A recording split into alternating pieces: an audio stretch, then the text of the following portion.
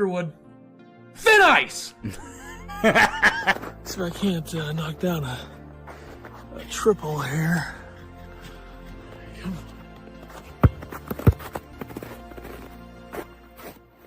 Woo, okay. I didn't even miss a shot this entire time, so take that. This better be good for the team.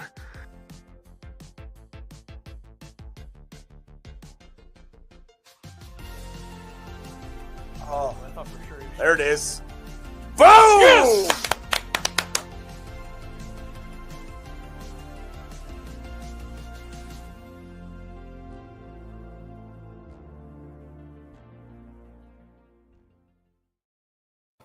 All right, Illini Basketball Podcast, episode 263, April 2nd, 2025. A lot of people probably coming into this being, oh, they're going to talk about the Illini. And we will. Do we got news for you? Yeah. Not right now. Start a half hour late, come back in about a half hour. We'll talk about the Illini then. So, Or if there's a bunch of losers in here who don't like college basketball, fine, then leave. That's why. yeah. If you're in here just Sure. the Illini, you're probably a loser. Okay. All right. Welcome to the most irrelevant, non-source We don't trolling need podcast to address. on Illinois basketball. We don't need to address that moron. Just addressed it. So Well, I don't. glad you're here, hanging out. That's something that I don't even think that. You know what? I'll say this about that. That's just not a pitch that I'm swinging at with that guy. All right, I'm getting distracted by Twitter now. Okay, so we're gonna talk. Thank you, Scheidweiner. I'm gonna keep doing that. Ooh. We're gonna talk about the Final Four first and the tournament as a whole because I think that's what we were gonna do originally. And then there's a bunch of Illini stuff that has happened, Yeah. and we're gonna talk about that too. And it's fine. People should feel lucky that they're even getting an episode right now. I'll tell you that. Yeah, you're welcome. Exactly. Let's put this up now to shield from people being like, Illinois, Morez. All right. So let's start with how we got to where we were with this Final Four. I think there's absolutely no doubt that if you're watching the NCAA tournament for the madness of it, quote, unquote, you didn't get a lot this tournament. And I think that's totally fair to say this was a bad tournament from that perspective. And I don't disagree with that line of thinking. What I do enjoy about this tournament is that we did end up with the best four teams, which I think hopefully that leads to the best Final Four games. But I'm afraid maybe that's not going to be the case either. I think it will be, but I think there's a chance that, these games aren't going to be great. But, Yeah, I think maybe the biggest disappointment was, you had a bunch of 1-2s. You're like, oh, there's no Cinderellas to get blown out in this Elite Eight. And then there was one good game out of 4. So yeah, I think that was the most disappointing part of the whole thing. I love 4 number 1 seeds being in the Final Four. It's happened now twice, I think. So give me some good basketball. That's what we're all here for. Cinderellas are fun, but good basketball is better. well, there's no guarantee this could be good basketball, but it's a higher chance. Yes, much higher chance. I think if we look at the past 5 years of tournaments before this one, you have 2019, which was the Virginia year after losing to a 16 seed as a 1, coming back, winning a national championship. Overtime in that national championship game, you also had a run from Auburn that year that was just a very fun Auburn team that had good guards that made a bunch of threes. They beat Kentucky. They gave it their all against Texas Tech in the Final Four. Just a really good. Did they play Texas Tech or did they play Virginia? I don't know. One of the two. So that was 2019. 2021, which was the bubble tournament, you had much more Cinderella friendly. You had an undefeated Gonzaga losing to Baylor in the national championship game. You had Suggs hitting that buzzer beater in the Final Four against UCLA. You had USC, who was a 6 seed, UCLA, who was an 11, and Oregon State, who were 12s, all made runs to the Elite Eight or better. So that was an interesting tournament from that regard. In that regard, 2022, you had a blue blood Final Four of Duke, North Carolina, Kansas, and Villanova, but You also had the 15 seed St. Peter's run, beating Kentucky, beating Purdue. That was a fun Cinderella in the sense that they did beat a 2 seed, and then they beat, I think Purdue was a 3 that year. So that was the Cinderella where, okay, they are actually going to have 2 major upsets, which, I think that is a bit of a different level of. I'm trying to look just to confirm the information that I gave out there. I can't find. Telling lies already, huh? No, they got that team got to the Elite Eight. The fact that team got to the Elite Eight is so insanely stupid that was even possible. And Shaheen Holloway hasn't even had teams that have touched the tournament at Seton Hall. Yeah, that's what's crazy. So. And it really, I mean, last year's Seton Hall team could have made an argument that they could be maybe tournament worthy. They won 20 regular season games, but this year they went 2-18 in the Big East. So, but yeah, that team got the Elite Eight. They put up a fight against North Carolina. Like, they held them under 70 points. So that was that run. I mean, that was a Cinderella team, no doubt. The next year was pretty chaotic. I mean, you had UConn, FAU, San Diego State, Miami in the Final Four, which I think is UConn was a 4, Miami was a 5, FAU was a 9, San Diego State was a 5. And the end of that was the best team winning. Like, I think UConn killed Miami in the Final Four and then handled San Diego State in the national championship game. But I will say, if you remember, I think Creighton and SDSU Elite Eight went down to the wire. There was a really late stuff happening there. And UConn killed Gonzaga in that Elite Eight game, by the way. Completely forgot about that game. They killed them. Furman beat Virginia, if you remember. That was a crazy game in the first round. Is that when what's-his-face threw it up to like half court for no reason? Yeah. And then you had 1 seed Purdue losing to FDU. So the first 2 days of that tournament were crazy. Yeah. If you just consider everything that happened, that it's hard to top that. And then last year was like NC State had that Cinderella run, and they couldn't handle Purdue in the Final Four, but still them getting there is crazy. An 11 seed getting there, and UConn obviously dominated their way to a title. And that's that. I have a lot of stuff from this year, but you can kind of tell the level of the stuff that happened this year is not crazy. At Colorado State, Maryland, buzzer beater, that was a good game, but also, the whole Maryland of it with Kevin Willard. Yeah. Kind of overshadowed their run. Yeah, kind of screwed up everything. And the travel, non-travel, whatever you want to call it. But that was really the only buzzer beater this year so far. Yes. That I can think of. Yeah. I mean, the crown games have been better than this tournament. So no, we don't pretend like that exists. UC San Diego, Michigan was a close game. UC San Diego hung around in that game. Texas Tech wins in a game where Arkansas chokes, and then Texas Tech chokes against Florida in the Elite Eight. So those were 2 interesting games. I did write down BYU's offense in the first 2 games was at least fun to watch. Not that they were close games, but I guess the Wisconsin-BYU game did tighten up at the end. Yeah. Duke has dominated, so kind of similar to UConn in some ways with their games. Never really a doubt, I would say. I don't know what's the most doubt we've had with Duke in this tournament. I don't think there's been one. I mean, the Alabama game was kind of close for a little while. And Arizona actually probably kept it closer. Arizona felt more like they were in it than Alabama. Yeah. Well, I mean, I think Arizona had kind of a crazy comeback to make it seem closer than what it was, and where Alabama just faded.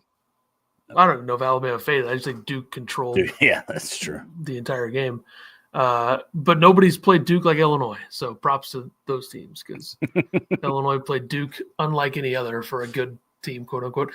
Michigan State came back with their 8-on-5 specialty against Ole Miss in the Sweet 16.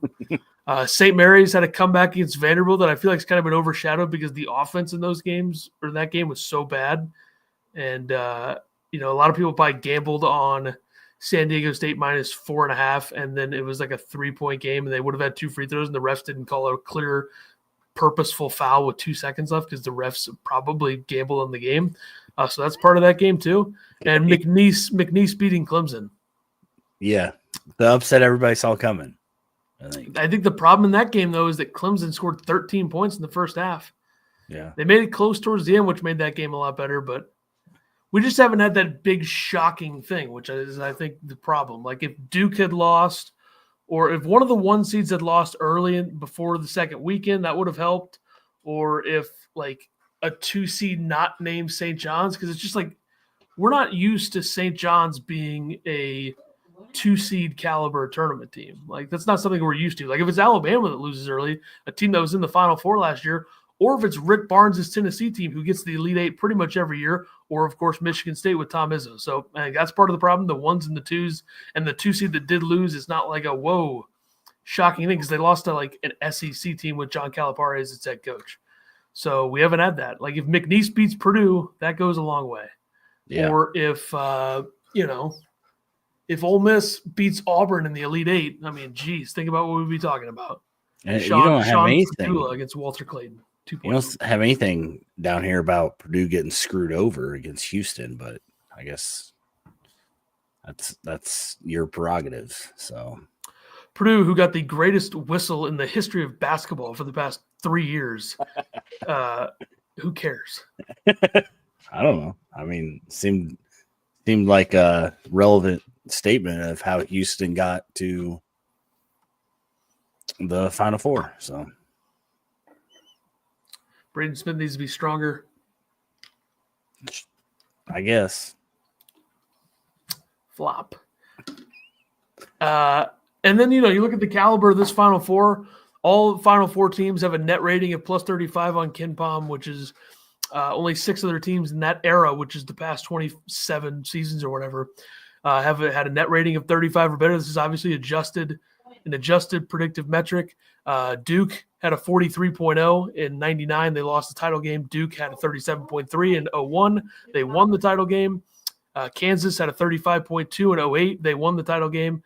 Kentucky had a 36.9 in 15. They lost the Final Four to Wisconsin. Gonzaga had a 36.3. They lost the title game to Baylor. And UConn last season had a 36.4. They won the title game. And these 4 teams right now, going into the tournament, I believe we're all above 36 or 35 or better. Auburn 35.27, Florida 36.06, Houston 36.42, and Duke 39.63. So this is tracking to be the second best Duke team of the last 25 years, right in between 99 and 01. So, Shire's got a pretty good team. Nobody's really even close to these 4 either. That's like the big part of this. Like if we were ever going to get these 4 1 seeds in the Final Four, there's a pretty significant gap to me between them and the others. Like the 5th best team in net rating is Tennessee at 30.8, which is well behind the others. So I think it makes sense that if we were ever going to get this type of Final Four, this is it. This is the year. Yeah. It should be, hopefully, a really good Final Four. Hopefully. All top 10 in O rating, D rating.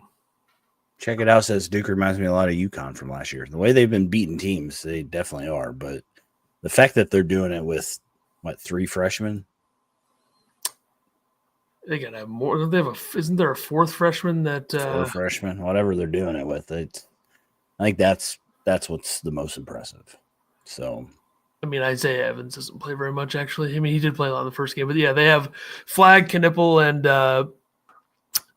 Malawach. And they also obviously have, Caleb Foster's been playing a little bit more. He's second-year guy. Proctor's really become just an absolute sniper from downtown. And he's a junior. They got that old veteran presence with the basketball in his hands, which is Sion James, Siena transfer. yeah. But we'll talk a little bit more about Duke here soon. And as for the NIL comment, I think that is something where it's becoming a little bit the other way. Like I think originally with the NIL stuff, we thought that like mid-major teams could keep up. And now I think mid-major teams are just not going to be able to keep their guys. Yeah. And it's fully become that now. And that's going to be a big problem. So the teams that are mid-major that are going to shine are the ones that can find the Walter Claytons of the world, like Rick Pitino did at Iona, those 1-star, 0-star guys, and develop them. You're still going to lose them, but you at least get maybe a season or two out of them where you can make a run, or the teams that are just have the best coaches and the best systems at the mid-major level. And then eventually, obviously, those guys are going to go. So yeah. And that's we're entering a danger zone, I think, if things don't change a little bit. Yeah. And like D1 teams are having a hard time keeping guys, but mid-majors are basically just breeding grounds for guys to develop and move up. It kind of goes the same with, high school kids. Unless you're a top 25 guy, I mean, you're just going to be a piece that's there on a team, not necessarily contributing all that much. So we are in an interesting time. I don't know if like NIL made it so these 4 teams are, I don't expect Auburn, Florida, Duke, Houston to now be in every Final Four as 1 seeds, but Duke will be.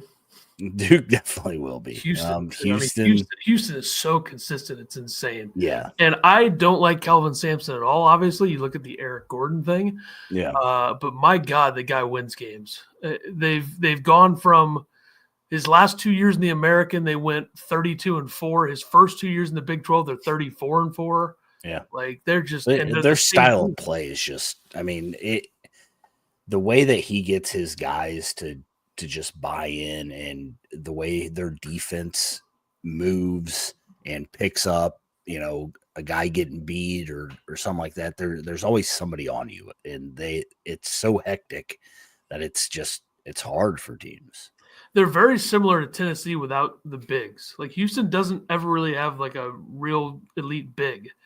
Like this team's 243rd in average height, which is where I think the problem could be when they play Duke. But my God, they get guys back. They have old guys. It's impressive to see that they've just become an absolute powerhouse. I would say Houston is a top, 5 program of the last 10 years, 8 years? I would easily. I mean, you look at 2018 was the first real good team he had there. Lost in the second round. 2019, Sweet 16. 2020, they weren't great, but they would have been in the tournament. 2021, Final Four. 22, Elite 8. 23, Sweet 16. Last year, Sweet 16, then Final Four this year. So his second Final Four there. He's always been a winner. It's just, he was cheating heavily earlier at, Oklahoma and Indiana. But whatever. Nothing we could do about that now. So we got, 2 of the most hated Illini fan coaches in the Final Four. And I'd throw Shire up there too. Illinois boy that went to Duke and is now, coaching them. So I don't think that's absolutely. I hate him. So I don't think that's anybody's perspective outside of you. But yeah, really. Yeah, I mean, who cares? Jeez, it's just a playing thing. Like Bruce Pearl stole Deion Illinois Thomas fans. from Come Illinois. on, we gotta hate Shire together. Illinois fans. I have zero problem with John Shire. I actually respect the hell out of the you. fact Honestly, you don't care about Pearl or Kelvin Sampson either. So not really, honestly. Exactly. Not really. But I understand why they're hated by Illinois fans, though. Yes. And as a close personal friend of Deion Thomas, I share that as well in some ways. But the thing with Shire, though, is I just respect the fact that he took over a high-pressure job and is just completely elevated. Like, look at what North Carolina's become. North Carolina, I know they got to the national championship game, but that was such a fluke. Do you think it's the age factor, too? I mean, being younger and being able to connect with these guys a little bit better? I think for him it is. I don't think it's always the case. Like, Todd Golden's a young guy. I don't know if that's the case for him, but... Right. But Duke, Shire can be like, I was here and I played, I know Hubert played at North Carolina, right? But he's 60, so most kids aren't gonna. And he's got pretty good resources. Yeah, it's a good job, probably. What do you think the best job in the country is right now? Probably Duke, right? Yeah, I guess. Yeah, it's probably Duke. I mean, it's been Duke for a while, I would think. Yeah. What's the best non-Duke job in the country? North Carolina? Kansas? Arizona's a good job. Is it? Yeah. Okay. They care about basketball more I than think football. that's kind of a hard question to answer. Illinois is a good job. It's a great job. I wish that we could get somebody better than Brad Underwood. Maryland's a great job. Psych. All right, let's get into the games. By the way, I was trying to listen back to the Will Wade or to the one of the last episodes, and you were just begging Will Wade to go to Villanova, and it's funny how all that shook out, and he ended up in North Carolina State, yeah, in North Carolina, the state of North Carolina, yeah. Anyways, go ahead, break these games down. Auburn and Florida. First game Saturday evening. Florida had a couple games where they had to fight to win. UConn in round 2, Texas Tech in the Elite Eight. Yeah. Whether that's a concern or not remains to be seen. Then you have Auburn on the other side. They finally looked pretty elite against Michigan and Michigan State. Obviously, the Janai Broome injury will be a concern for them. These two teams played already. If you remember, whenever I said Florida, out of them, right? In the 9-point game. Oh, in the tournament? No. In the SEC tournament, did they not play each other? Or am I crazy? No. Tennessee beat Auburn. Okay. February 8th, they played, and Florida won 90-81. That was one of my upsets of the week, by the way. Walter Clayton had 19. This is a game they won without Elijah Martin, and they were leading by 20 in the second half, by the way, Florida. 19, 6, and 9 for Walter Clayton in this game, 4 for 8 from 3. They shot 39% from 3 against Auburn. Janai Broome had 18 points, 11 rebounds, 6 assists, 2 blocks. This is just a game where Florida shot better, and they got double figures from 5 guys, whereas, Auburn didn't get a ton of production out of Chad Baker-Mazara or Denver Jones or the other guy. So, funny. Interesting matchup. Rebounding is going to matter. That's the thing. And it's a big factor when you consider if Janai Broome's actually got injury issues, then whew. Has there been an update on that? I mean, he came back and played. I thought that he was. I think Bruce Pearl said that he wasn't going to practice, at least not a couple days ago, but he expects him to play. So he's going to play. Janai Broome seems to get injured a lot. Quote, unquote. Both teams top 50 offensive rebound percentage. These teams, just from a profile standpoint, they're extremely similar. Extremely. One of the big differences is that Auburn overall has a higher average height, and both teams have similar levels of experience, but Auburn has the advantage there. And neither team uses their bench a ton, although Auburn uses it a bit more with the number of guys in the minutes that are played. Just very similar profiles. I would say the two guys to watch in this game are Walter Clayton Jr. Obviously, they got to get a game where he comes out and just, Yeah, I don't get why it takes him. It seems like he shows up for the moment, which is I think what you need. But he did play a good 40 against Norfolk State for what that's worth. And Todd Pettiford, who's going to come off the bench, and he's scored a ton of points in the tournament. And if you're not going to have Janai Broome, who knows? So Auburn's going to be relying on a freshman who had 23 against Creighton, 20 against Michigan, 10-1-3 with a block and a steal against Michigan State. They're going to need him to play a big-time game. And if Broome can't play a lot, it's going to be interesting to see what they do offensively if they have, Cardwell playing a lot or Chaney Johnson playing a lot. I think that's a problem. I think this will be a good game, but I think Florida is going to win. Who do you think? I think Florida is going to win also. I think I'm with the group that most people are with. They want to see a Florida Duke championship game. I think that's the two teams have been playing best down the end of the season. If Broome's out, I don't know if Auburn can keep it within 10. So we'll see. But Give me Florida. Duke. Do you Houston. think the committee put the 2 1-seed SEC teams on the same side so there wouldn't be 2 of them in there? I don't know if they were thinking that far ahead. Really? I think their main focus was getting North Carolina in. It's true. Okay. Fair Duke, enough. Duke, Houston, the second game that night. This is a men versus boys game in a lot of ways. Houston's really old. Duke's really young. Is that theory going to hold up here? I think it's going to be a really close game. I think it's going to be good for Duke that they're going to play a really close game here. Because I think Houston is capable of not only the physicality, not only the making life difficult, not only mucking the game up. They held Tennessee, whose offense looked pretty good against Kentucky. I know Kentucky doesn't, defensively, Kentucky leaves a little bit to be desired. But, of course, Lamont Butler has the greatest game ever against Illinois. But Houston's capable of controlling aspects of this game. But I just think Duke is so talented. They're bigger. They've looked unstoppable. Do you think? Find it hard to believe that they would lose this game. Yeah, and then so I guess my worry is like Duke is really good offensively, but they're also damn good defensively too. So does Houston have enough offense to be able to stay with Duke? That's my biggest worry with Houston. And we'll see how Houston does guarding the lob that Duke ran just every time down the court, it seemed, against Alabama.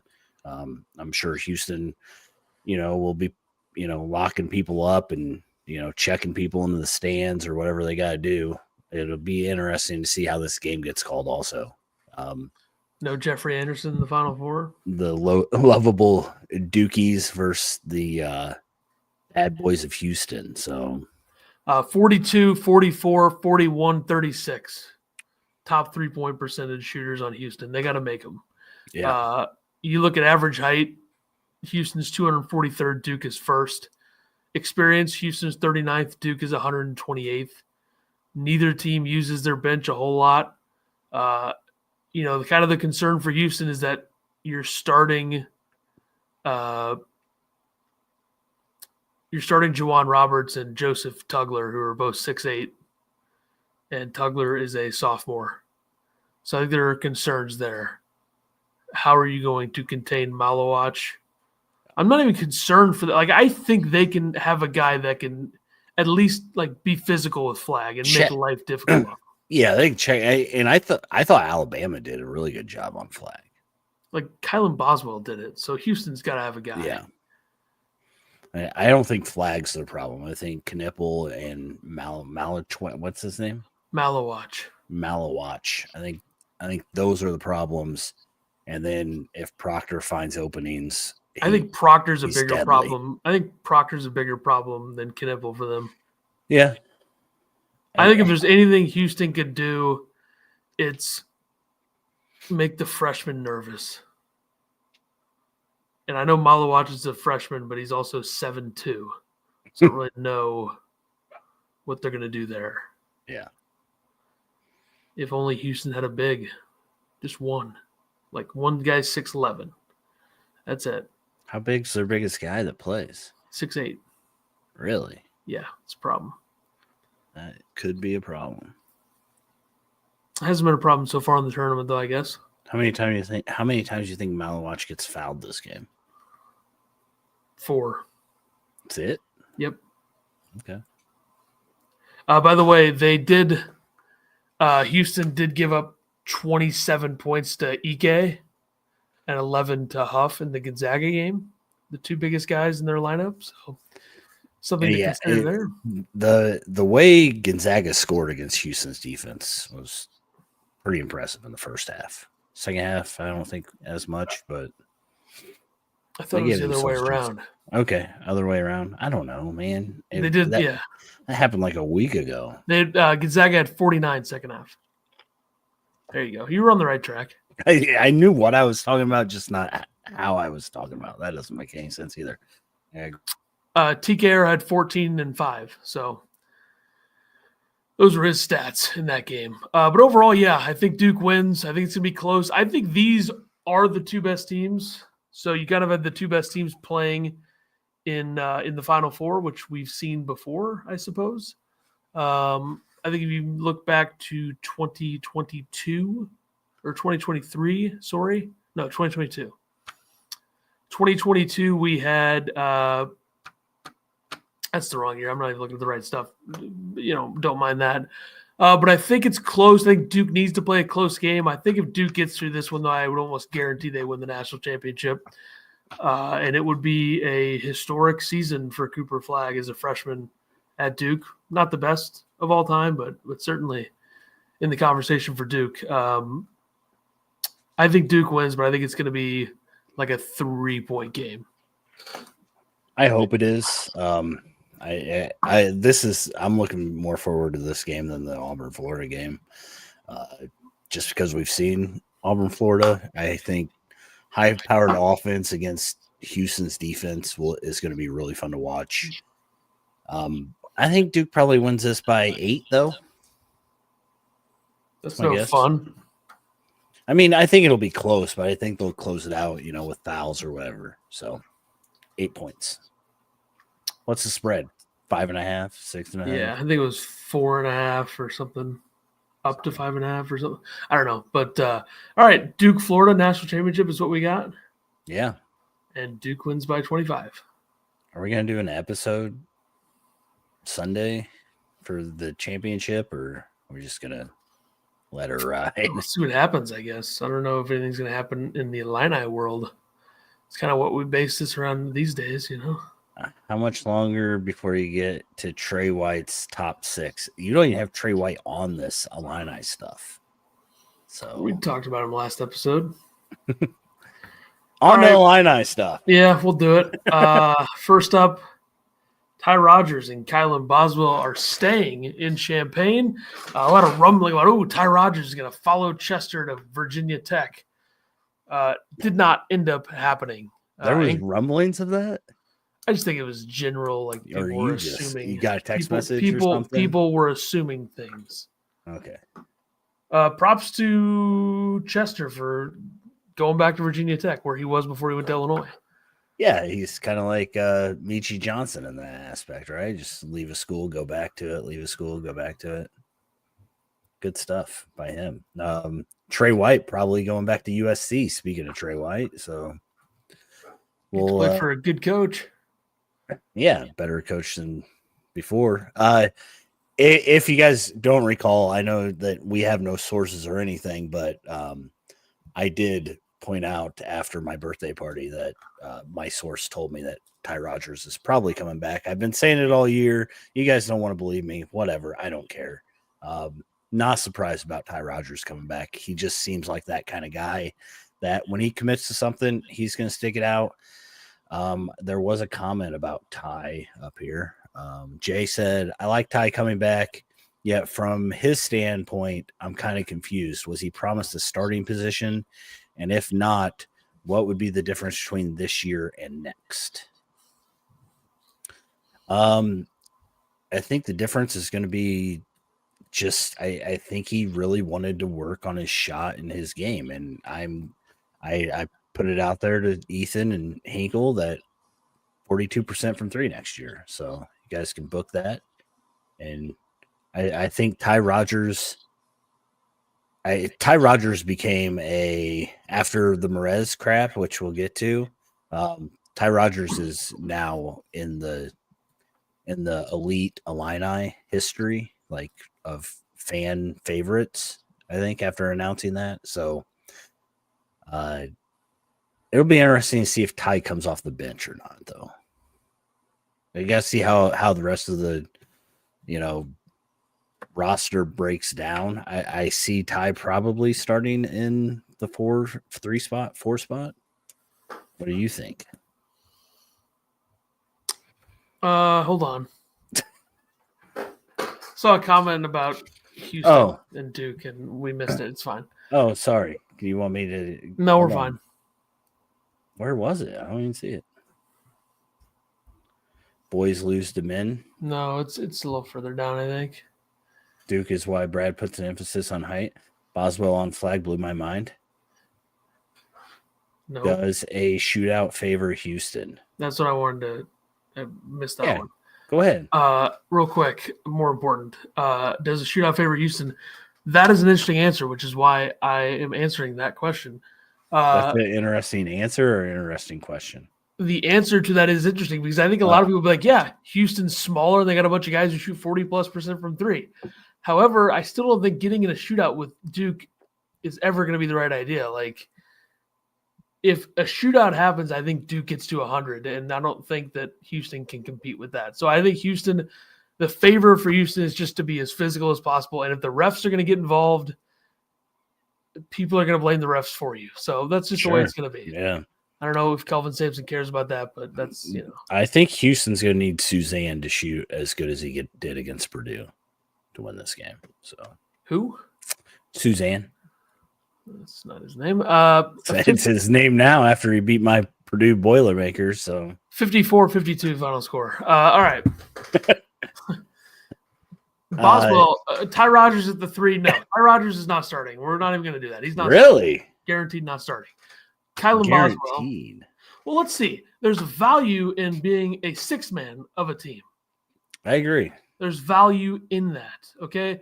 Look at Auburn's sixth man, Pettiford. He's played a huge role in the tournament.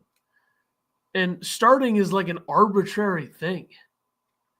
It's not like I'm a starter. Cool, dude. Like Ben Humrickhouse was a starter for a lot of last season. It's not a status thing. It doesn't mean you're one of the 5 best players. Do you think Hummer starts over Ty Rodgers? I'm hoping Hummer doesn't come back, quite frankly, because I don't want to put up with another year of that bullshit. What if he comes back in the role that he had at the end of the season? Still don't want to deal with it, but fine. Really? It's just annoying, yeah. Okay. You think he's way better than he is. I don't think he's way better than he is, but I think that people underappreciate him. Yeah. I don't think anybody underappreciates him. I think people underrate him in a way. Like, I think people are under the impression his defense is, like, really bad when it's not. Right.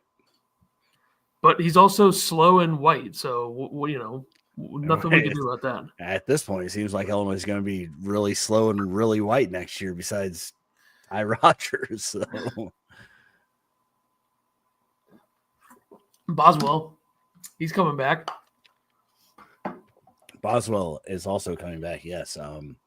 And I put the TV there because it's going to be a movie, as the kids say. A movie. You've been saying that a lot on the Twitter account. So, no, I think you said cinema, so I guess it's different. That engagement thing. Yeah, you're good at farming. We're good farmers here in Central Illinois. I don't want to do that, but it's like so easy at the same time. Yeah, I mean, it's ridiculous. Illinois fans are so desperate for information. They don't have their guard up at all. It's funny. Yeah, Boswell coming back, I think, is huge. I don't think there was any doubt that Boswell wasn't coming back. He said after the game that he had no plans on transferring. I know that Trey White said the same thing, but if Trey White's not getting the time that he thinks and Illinois is going after guys like Dix to probably play over him, then I get where he's coming from with transferring. Also, the kid likes to move around. That's what Trey White does. So Trey White's top 6 since Hinkle wants us to talk about it. Kansas, USC, Cincinnati. I'm trying to remember this off the top of my head. St. John's. Georgetown? I don't think Georgetown was on there. I didn't even look. That's how much I don't care about trade. The only 2 that I was like, wow, that's impressive was Kansas and St. John's, but I know Kansas will throw a bag at anybody, so I don't know why that matters as much. USC, Kansas, Cincinnati, Oklahoma, Mississippi State, Oklahoma, St. John's. Yeah, I don't care. Yeah. Don't care. Trey has to keep moving. That's right. Kerry Booth, Colorado State. I've been saving for up him. for my Hummer hoodie, so I hope he sticks around. That's right. Good for Kerry Booth, Colorado State. Good fit, hopefully, for him in the Mountain West. We'll see how that goes. New head coach there as well with Medved to Minnesota. Yeah, we also talked about Minnesota in that podcast I was listening to. You thought they were going to get somebody else. I'm sure. Nico Medved, yeah. You never said his name. There's no way that's true. DGL to the portal today, which I thought the wording in his tweet was kind of fucking annoying, you know? He said something like when I first started reading it, it said like, I knew that it was the right decision or something. Like I thought that he mistyped it. I think we need to be journalists here and get the exact. All we do is quote things, so I don't think. Unlike the absolute bullshit journalism that's apparently going on at UConn, quote unquote. I mean, holy shit! I should have addressed that. My God, did you see that? No, I did not see that. What happened? When UConn lost to Florida and Hurley was doing his post-game presser, some reporter said, I don't have a question. I just want to say thank you. What the fuck kind of journalism is that? Like, can you imagine? I would fucking go on for 2 hours if an Illini writer did that shit with Brett. Like, that is so disgusting. DGL said, Illini Nation, 15 exclamation points. Thank you for everything these past 2 years. This decision was an easy one to make. That's what pisses me off. For my career, but a hard one to make. And the fact that this place feels like family. But I get where he's coming from. But to read that first line where like this was an easy decision, like I think it kind of throws. Okay, here's my problem. If you're going to say it was an easy decision for your career, say why. Because you suck and you're not good enough to be a starter on this fucking team. Loser. Thank God we got his mother and Morez's father out of here. Enough of that bullshit, finally. That's true. I will say DGL, he had a nice little thing. Good kid. Afterwards. Nothing bad about him. The way Morez went out is we'll get to absolutely I'm saving that. Yeah, I know. It's absolutely disgusting compared to what DGL did because everybody in Illini Nation is behind DGL. Nope. If he goes to like Indiana, are you going to be behind him though? Is my question. I'm not going to be behind him anywhere. I know, I know people love DGL, and I know he had really good games, but he's a guy that needs to be at Santa Clara or something like that. I have some unfortunate journalism to report out of Champaign. Oh no. Carson Gordy, who is a Champaign sports anchor for Fox Illinois and WICS, ABC News Channel 20, Central Illinois apparently. So yep, that's I guess that is Champaign is okay. It's lame. So as a lot of people know, there is a fake Dame Sar Twitter account out there. Oh no. Yeah. Dame Sar. Yeah, at least I didn't do that, Hinkle. FC Basket, Italia in his bio. So this account tweeted 100% committed yesterday. Yeah, he did. Hashtag ILL, 1,000 likes. You guys are so fucking annoying. I fell for it, but yeah, I instantly knew that I fell for it. So Illini fans, you guys have to put your fucking guard up. How many times do we have to do this? He DM'd this account. No. And said, "Hi, Dame. My name is Carson Gordy, and I'm a reporter for Fox Illinois in Champaign. Would you be free for a quick interview tomorrow and discuss committing to Illinois?" If you are going to be in that industry, you can't make this type of mistake. It takes 5 fucking seconds. That's a word that this guy can't say on the air, by the way. Yeah. The most talentless people there are in this level of journalism, this TV field, they're all fucking losers who think their image is so fucking important when they have absolutely zero talent whatsoever. I don't know this guy at all, though he's probably fine. But, like, how the fuck do you make this type of mistake? And I'm going to put an emphasis on using the F word. I know a lot of people will be like, hey, the F word might be a crutch word.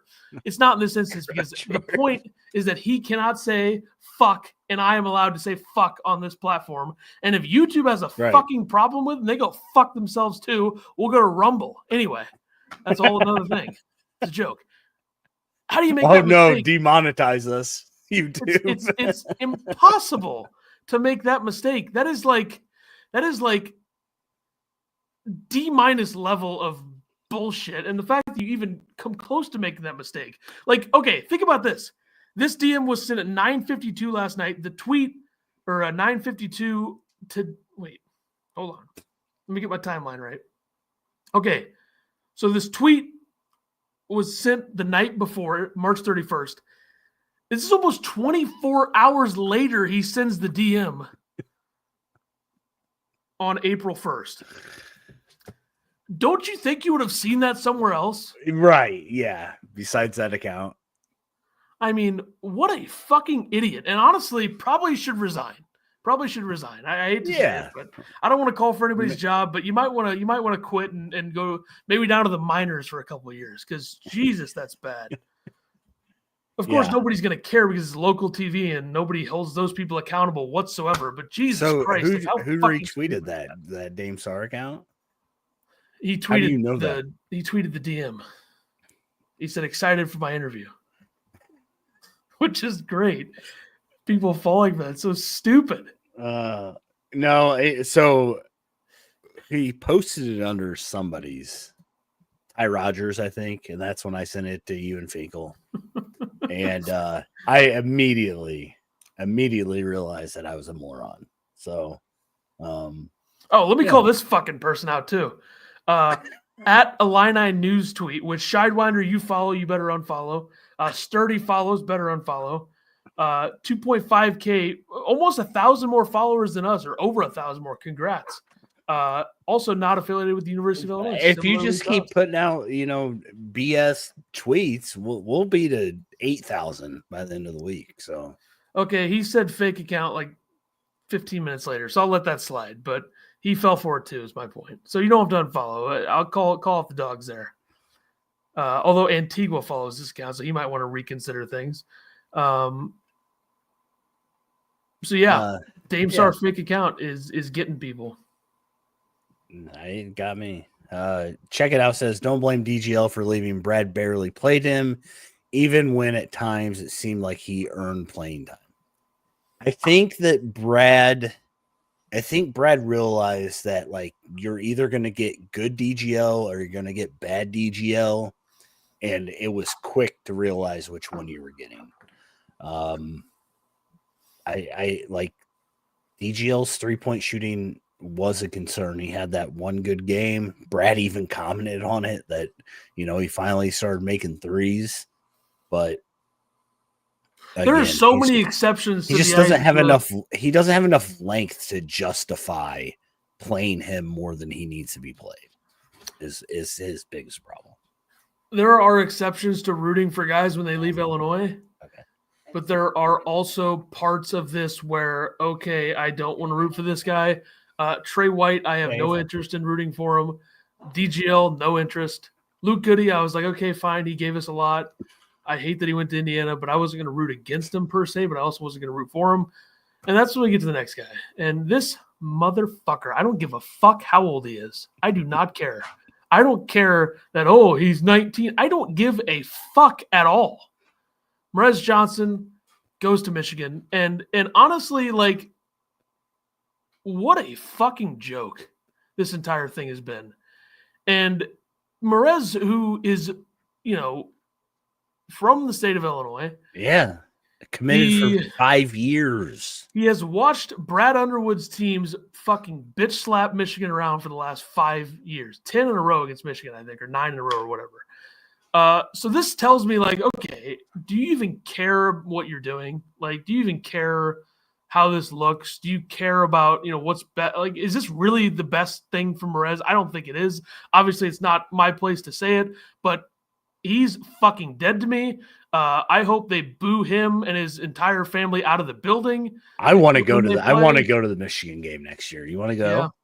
Yeah, I think it might be one of those things we have to do because this is like 10 levels higher. I mean, it's going to sell out instantly. This is 10, 15 levels higher than Sky Clark. Like, yeah. if the fans are going to be like that towards Sky Clark, you better be so much worse towards Morez. And I'm not saying to yell slurs and shit. I'm saying to come up with a good chant about how he's a fucking snake who's going to an enemy. Yeah. And to do this to the Illini fans is disappointing. To do it to Brad. Like, Brad, fuck. I don't know what more they wanted from Brad. Like, it doesn't make any fucking sense. What do you think? He's Nikola Jokic? I have news for you. He's not. He's not Nikola Jokic. He's not even Danny Wolf. Like, he's not going to handle the ball and shoot threes. And he shot 60% from the free throw line, which I think Danny Wolf probably did around that too. But Jim says Morez knew that going to Michigan was a cold slap in the face to Illini fans. Yeah, and I think that's the biggest thing. Like, he grew up an Illinois boy. He committed. He saw Brad's offense last year. Like, he knew what he was getting into, I think. And then to go say that he doesn't want him to end up like Kofi and like Dane Danger. I think we talked about that, whatever. But like that's how Brad uses his bigs. That's how he's gonna use Morez Johnson. And if he didn't see that back when Kofi was here, how like it just makes zero sense, and it just seems like a big ol' excuse to I need more money, and word on the streets is that he got double what Illinois was offering. I don't know if that's true. I don't think that's true. I don't know what Morez is worth. I don't know how the NIL breaks that down. He started 8 games, by the way, last season, so he played. They played him. Yeah. And you know what? Dane Danger and Sincere Harris can shut the fuck up too. I have zero interest in hearing from those guys on this or anything to do with the Illinois basketball program. This is where social media is and that's the thing. If you want to talk shit and you want to speak and tell us things, not just say fucking something. Speak in code. Yeah, like Dane Danger, shut the fuck up. What is stopping you from saying, like, if something really happened, what is stopping you from saying this is what happened? What happened was Dane Danger didn't get enough time against quality D1 teams, and he went to the AAC, and he got first round quality exit. time. But he got quality time. Good for him. Like that's what Dane Danger is. At some point, the people that you want in your program are guys who want to win. I don't think that half of these motherfuckers that are leaving care about winning. And that's the unfortunate part of the NIL stuff. That, like, okay, also, by the way, if people are going to go, they're just kids. Okay, they're making money now, so I don't give a fuck anymore. And also, when do you become an adult these I'm days? Closer to their age than the people who are telling me that are as well. So fuck off with that. Like, I just have zero interest in this vague speech on social media about any of this shit. And if anybody in this chat is going to defend Morez Johnson here, I think Jeffrey's trying to, gone. Like, just go. I'm not going to ban them, but gone. No interest. Zero interest in defending anything that Morez Johnson or his father have done in this process. Yeah. And you know what? I hope that Morez has 0 for 30 field goal against Illinois. I hope he goes 0 for 30 from the field. I was going to say something like, I hope he doesn't get to play at all at Michigan, but like, what's the point of saying that? It's unrealistic. Yeah. He could go 0 for 30, I though. don't see him in the chat. Jeffrey's up here. Jeffrey said Morez literally wants to shove it in his face. I think that's where Jeffrey's going to be like, oh, Dane Danger. I thought that's where he was going to go with that eventually. Finkel says Dane got national exposure in March last season after BU plays him, and he secures the bag as a result, only to attack the program. Fact.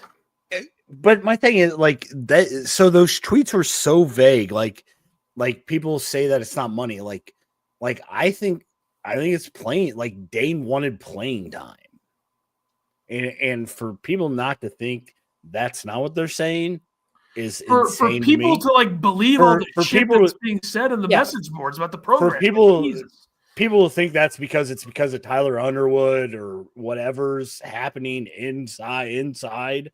Like, you guys are idiots. Like that's the problem with him saying literally instead of saying like I wanted playing time or Tyler Underwood called me a bad name. Tyler Underwood was my coach and he yelled at me. Like, he's your coach, dude. Like, I don't understand this. Oh, Tyler Underwood's a jerk shit. Like, he's your coach. He gets to yell at you. That's part of it. I think it's a little different that he's the coach's son, but I understand. It doesn't matter. I think it does to those coach's guys. Dad. Like, my brother's dad helped him coach. He's not allowed because he's his dad. Like, that makes no sense. Like, you don't think the players might think that a little bit though? Well, the players are stupid then. Yeah, like, he's your coach. You came to the program. He's your coach. It seems like there's a lot of internal issues for a program that wins 20 games every year. That's weird. It is weird that, there's so many issues internally. I don't know. Maybe Illinois is really good at sweeping stuff under the rug. Apparently somebody was fired and all this stuff. But like if it was that extreme, like, there'd be whistleblowers. They're like, these kids would say, unless they signed some NDA where they couldn't talk about their team or whatever, people would talk about that. It's insane to me. Anyways, I hate Dane Danger too, I have to say. Like, they played Dane down the stretch in that season. Dane got plenty of run in the tournament. I understand that, he didn't get to play enough against UConn. Yeah, whatever. I'm sure Illinois loses by 10 instead of 100 to UConn if Dane plays. But, I don't have any interest in hearing anything that Dane Danger or Sincere is. By the way, Sincere, you played one fucking season in Illinois. Shut the hell up. Fuck off with that. Luke Goody didn't say anything about anything. Luke was here longer than those guys. Ty's been here longer than those guys. Amani Hansberry hasn't really said anything, I don't think. No. Why is Sincere fucking talking at all? He can shut the fuck up with that. That's just annoying. Finkel says, if anyone thinks Tyler Underwood is accosting players to the point it's driving them away from the program, they're idiots. Maybe longer-term options contracts, employment contracts, but opens a whole different can of worms. Yeah, the NIL is a mess. There's no denying that. And I know that it turns off fans. I get that. There are guys that are going to be loyal, and you got to hope they stay loyal to Illinois. Morez Johnson's one that we thought would be loyal to Illinois, and I think that's the biggest reason why as fans we're so pissed off. On top of, he could have went wherever he wanted, and he decided to go to Michigan. Did you see that picture of him today? Him and his dad aren't even smiling. They don't even look happy. It's dusty. There's a guy that I believe used to be on Brad's staff at Oklahoma State, and another guy. And Morez and his dad look like they're miserable. They can't even smile. So there's a good chance that Michigan comes in the State Farm Center and just makes us miserable for all year because they beat us. And that's where I think that Illinois fans should calm down a little bit. But nope. Bootsell says, learn how to shoot Sincere. Was I too hard on Sincere there? Maybe a little bit, but I thought it was funny. Sincere shared the offense defense, and he's ranked 7th in defense or something. But his offensive numbers, everybody else was positive. His was negative 0.07. I don't even know how I don't even know how you can be the opposite way. And for anybody that, wants to talk shit about our podcast and say that we don't know anything and say that we have no good content or no original content, this is what this podcast is. We let you guys speak. We speak. We're just here venting as Illini fans. And if you don't like it, what can they do, Ethan? I don't know. I can't find that picture you're talking about. Can't give me an F off or something? Jeez. Well, I just don't know why you're giving any life to that Elo guy. I'm giving life to everybody that wants to, because you had to put out some stupid tweet. Great tweet, by the way. Just got us. Proves how stupid Illinois fans on Twitter are, obviously. Who put it out? I think his high school coach put it out. What's his high school coach's name? No idea. Somebody give us his high school coach's name, please. His high school coach. Okay. He brokered the deal. Does anybody have his name? Just got a text. All I can say is, wow, stay tuned. Like, how ridiculous is that? How stupid are you guys? Come on. Yeah, Purdue's losing guys, right? Purdue and Michigan State had multiple guys to the portal. It's affecting everyone. Holloman is a surprising one after he wanted to beat somebody up over standing over the Michigan State logo. Purdue, I'm not surprised that, and Purdue fans can say this, like Colvin and Heidi, like they're replaceable. Let's not act like they're not. So Ty Streets is his name. That doesn't seem right. It's not up. I don't think his picture exists. I'm telling you, it exists. I saw it earlier. Keaton Rashay Russell. Thank you, Wally. Keaton Kuchar entered the portal too. We gonna talk about that? Yeah, we definitely need to talk about that. All I see is Rashi Rice. Nobody know this guy's name? Hey. Ty Streets again. I mean, this is all fake. What are we doing here? We're being lied to. How did you guys not see that picture? I wish I was. Who shared it? Why was it in my feed? Oh, I found it. It literally just popped up in my For You. Because we're talking about it. That's crazy. AAU team, I bet. Morez looks pumped. What are you talking about? Now show his dad. They look super excited. Pumped. They look super excited to be Wolverines. Dusty's pumped. Ty Streets may have brokered the deal. I mean, the other guys. Chief! Ty Streets is a former NFL player that played at Michigan. Well, I hate Morez Johnson. That's essentially what it comes down to. I don't like Morez Johnson. And I have no respect for what he's done to the program, a program that he stayed committed to for several years before coming here. And for him to do this, it's disappointing.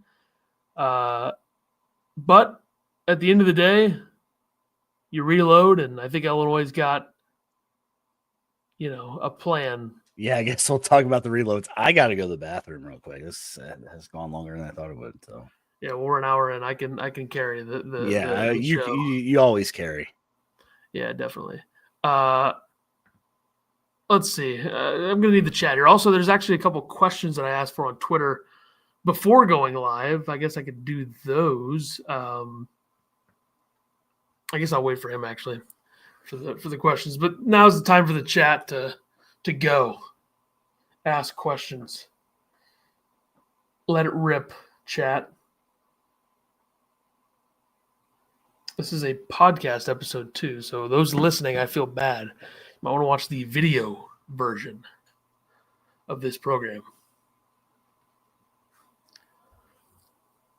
I wonder if there's a lack of disdain for Morez on Twitter. I don't know if there's enough for Illini fans. I kind of thought there might be a little bit more.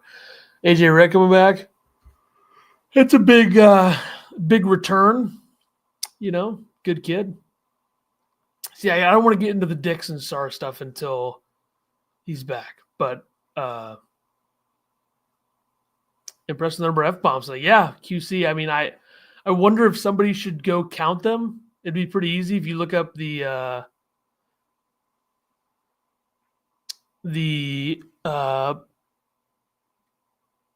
transcript on YouTube when we're done. If you look up the F word, Control F, if you look that up, you'll be able to see how many times I've used the term fuck in this episode. But yeah, let's do the questions real quick. I asked for from Twitter at Lock Mamba, who I did the professional Twitter Spaces with after the Wisconsin game. Very professional. He said, hopefully we get both, but if you had to choose one, Jalen Sellers or Josh Dix, my answer to this one is Josh Dix, better player. Yeah, I'm worried about Illinois' athleticism. That is why I would only consider Sellers a little bit. But if they get Dix, but they get Dix and Sarr. I mean, that's pretty, Yeah, I love Josh Dix offensively. Illinois is going to need some offensive firepower, I think, with, if it's a Boswell, Rodgers, Josh Dix lineup, like you're going to need that. So I don't know how Josh Dix is going to fit into the offense. I hope that it works, but. The other question was at Illini Gurley, whoever that is. If you had to give a percentage of a Will Riley return, what would it be? 24.8%. 13. Wow, not even a decimal number. Pretty rookie number there. By the way, is there any chance that he comes? Like, he's going to be a top 20 pick, right? Why would he come back? I'm pretending like I'm frozen. There's no guarantee of that. So the Bayesian performance rating reflects the offensive value that a player brings to a team as well as the defensive value. And when you combine those two things, it's what the Evan Maya portal rankings are based on. And Morez Johnson is third in the portal with that metric. So that is somewhat surprising. I mean, minutes for like impact. I believe that. With the rebounding, yeah. But Dix is 18th, and the other guy that we were talking about, Trey White, 48th. Yeah.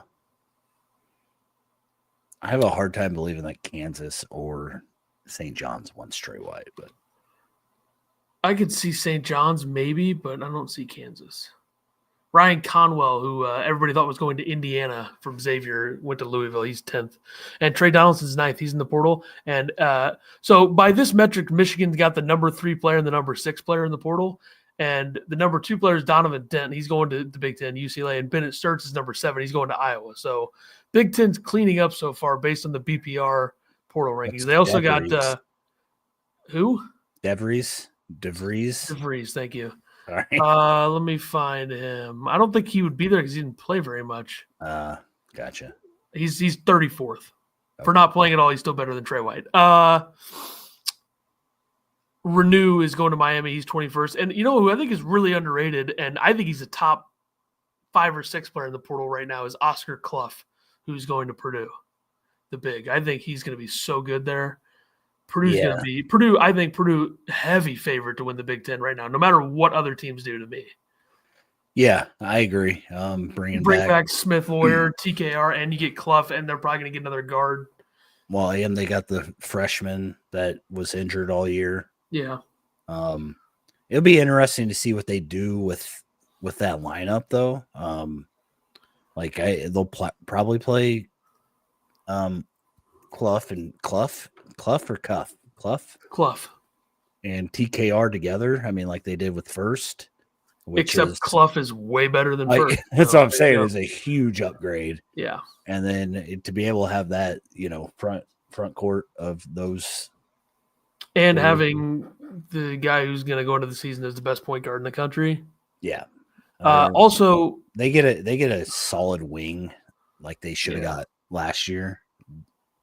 They're going to be Colvin getting out of the way helps, certainly. Colvin and Heidi. You don't have to worry about Heidi anymore. Zvonimir Ivicic is 36th, by the way, in the BPR portal ranking. Anybody got any word on Zvonimir? I mean, is Illinois pursuing him? I would assume that they are. I think he's a lock. Really? I think that's the most sure thing right now for Illinois is getting him. Do you think Illinois runs a lineup with the two brothers? You have to. Why wouldn't you? I mean, imagine Tommy's passing to his brother with his athleticism in the paint. I mean, I think they could be really good together. Yeah. How much does Ked own the Morez transfer by not altering alerting Orlando sooner? Sorry. That's a good point. That's a Yeah, good point. I mean, if Ked just makes a phone call, and he's such good friends with Morez Sr., Ked makes a phone call. Do you think there's a point where Brad's just like, I'm not going to deal with this shit? You think there's a point where Ked is brought in as a senior consultant of the program and graphic designer? Graphic designer for their social media? It'd be fantastic. God, this Illini world has gone too far. Kansas has a center that is coming back for his 7th year. It's ridiculous. Was that an April Fool's joke or was that real?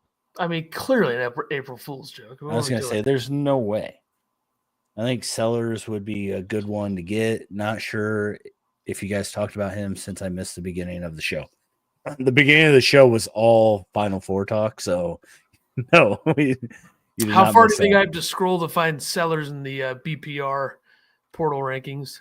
I don't. It wouldn't be on there because he was out. He played 3 games last year. Right? That's enough. Okay. I don't think I'm going to find him. Interior D would be kind of rough with both of them at the same time. No, it wouldn't. Why? They're both 2 7 7-footers. Like, Zvonimir averaged like 2 blocks a game last year, didn't he? Yeah. And he didn't even play that much. Like, I don't think that's the truth. They're gigantic. I think if anything, it takes pressure off of Tommy. He was getting worn down late in the season with all the shit he had to do. Yeah, I agree. You get another 7-footer in there. Why the hell not try it? Like, I'm so for this idea. And I know it's funny, but it's also like, do it. I think Zvonimir is like more conditioned than Tommy too. Chief, stop. Yeah, I'm all in favor of that idea. I don't see any reason why you don't try it. It'd be hilarious, number one, and number two, it'd be fun. Per Arkansas, Big Z got pushed around. Pushed around and whatever, but still, like I don't think that. So let me do a mock Let's rotation. get a hold of him. Mock rotation real quick for I think what would be the best case scenario for Illinois without the return of Will Riley, which I don't know why people are expecting that, but yeah. The best case scenario, if things go the way that we think they can, I don't think this team – I think they're going to be another team that's hard to judge preseason. But that's kind of what you do when you take some risks on the moves you are making. Hold on. I got 8 players so far. I'm trying to think of – I mean, you're kind of going to have 11 guys, but you got to make a decision. That's where the freshmen need to not expect to play very much. So who are the returners right now? Tommy, Boswell, Rodgers, is that it? And Hummer potentially? No, Tommy's not a for sure returner yet. I think he is, though, in a lot of ways. I mean, I would assume he is. There's a reason why Morez left. So. Hold on. Let me tear my paper out. Hold on. I think Illinois lands Josh Dix and Sellers. Oh, Jake Davis. Jake Davis was at the rec center. I don't know what they call it. So was Keaton Kuchar, by the way. So is Keaton Kuchar. With Kuchar and AJ Red. I think it's weird that people think Jake Davis is going to go to the portal. Like, he went to the portal to come to a program like Illinois. He was given time. So, the ARC. Thank you, Wally. Boswell, Dix, Sarr, Z. Ivasic, T. Ivasic, Sellers, Rodgers, Hummer, Jacksties, Lee, Wagler, Davis. So that's a lot. That's 13, or that's 12 guys. That is 12 guys. And this is based on what I would call the best case scenario for where things are right now. I fumbled my pen. I don't know if there's any other Euro guys they might target if they don't get Sarr. But I think this is your best. What about the big Italian guy? Was he this year or next year? I think that boat Sure, has this sailed. Sellers could be a 6-man scoring punch off the bench. Rodgers is going to be the sixth man on this team. You can lock that in. Hi, Tim Hanks. I think you have an unbelievably unique mix if this is your roster. If these are the 12 guys you're going into the season with, I think it's a very interesting mix. You have Dix is a guy that's going to be your starter. And why would Sellers start? If Sellers is coming here to be a starter, that is very disappointing to me. Like, he's a good player, but man, I think we should be shooting higher early in the portal stages. Finkel says they need a backup primary ball handler. Do you not know Ty who Rodgers. Ty Rodgers is? The fuck, Finkel? Fucking idiot. Also, Jack sees is Jokic, so consider that. And Jake Davis, let him handle.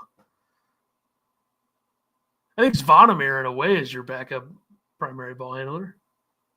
People are really excited about Sellers, huh? This is what Illinois fans do. It's just like Trey fucking White. You guys are such idiots. I don't hate Sellers' game. I just think that coming off of back injuries, he gets hurt. The fact that every shot that he took in the highlight reel I saw was mid-range jumpers is kind of weird because I would rather have Boo Boo Benjamin over Sellers. How going to retweet? He's the point guard again. Boswell, Sellers, Dix, Rodgers, Tommy. Starting five is really good. No, it's not. That's a fucking tiny. That's 6'3", 6'4", 6'6", 6'5", 6'6", I guess, Rodgers technically, and 7. Like, that's too small. I think you go double 7-footers. You get Sarr in there. He's what, 6'6" or something? 6'5". Dix is 6'6", and Boswell is your point guard. I think what we know right now is Boswell and Tommy are starting. That's what we know. Well, we don't even know if Boswell is a starter next year. That's what we know, guys. A lot of people would say Rodgers is a starter too, but yeah. I mean, I would say that, but you wouldn't. So then don't bring in Sellers. Like, what's the point in bringing in Sellers? Why would they not start together? Why? It'd be hilarious. Why would we not do that? Michigan started 2 7-footers and got a fucking hell of a lot further than Illinois did. One round further, but I don't want to do this. Like, it's fucking April. Like, in a month we can do this. Yeah. We don't know anything right now. We will see what happens. I'm done participating in this. If you're new here, please subscribe. We're trying to get to 1,000 before next season starts. We appreciate if you're on Twitter, if X, whatever you want to call it. If you go to YouTube, look us up, Illini Basketball Podcast. Subscribe to us over there. We would appreciate it. Hit the bell because we never know when we're going live this time of year, especially when I'm a half hour late. So I'm fully aware that they're not Wolf and Golden, but the idea of them starting together is funny. So, like, fucking find some humor in it. It's fucking April. Okay. Hopefully there's a couple of commitments, and then we can do this bullshit all over again in like a week.